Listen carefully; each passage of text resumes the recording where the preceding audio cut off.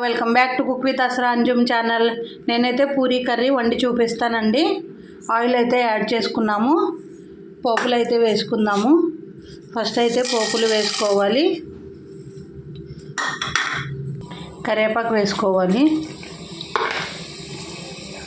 పోపు కొద్దిగా చిటపటలాడాక onions add చేసుకోవాలి. Onions add చేసుకున్నాము. ఆనియన్స్, పచ్చిమిర్చి.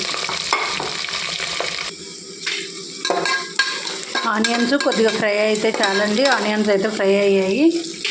ఇప్పుడైతే బంగాళదుంప యాడ్ చేసుకున్నాము.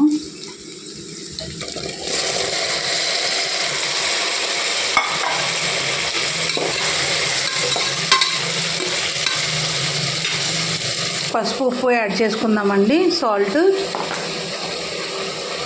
అండ్ పసుపు.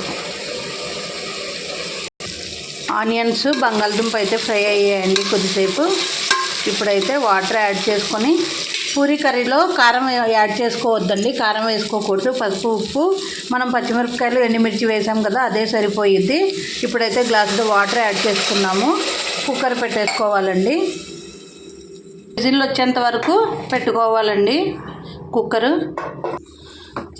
కర్రీ అయితే బాయిల్ అయిపోయిందండి, బంగాళదుంప అది. ఇప్పుడు 2 స్పూన్స్ శనగపిండి కలుపుకుందాము దీంట్లో. ఇలా 2 స్పూన్స్ శనగపిండి ఇలా వాటర్తో ఉండలు లేకుండా ఇలా కలుపుకొని అప్పుడు కర్రీలో యాడ్ చేసుకోవాలి. మన పూరీ కర్రీ అయితే రెడీ అయిపోయిద్దండి. చాలా కమ్మగా, చాలా బాగుంటుంది పూరీలో.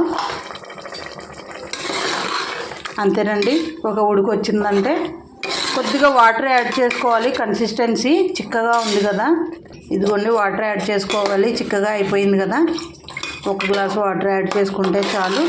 మన పూరీ కర్రీ అయితే రెడీ అయిపోయిద్ది. కొత్తిమీర వేసుకుందామండి. అంతేనండి, మన పూరీ కూర అయితే రెడీ అయిపోయింది. ఇప్పుడు పూరీలు తయారీ కూడా చూపిస్తాను నెక్స్ట్ వీడియోలో.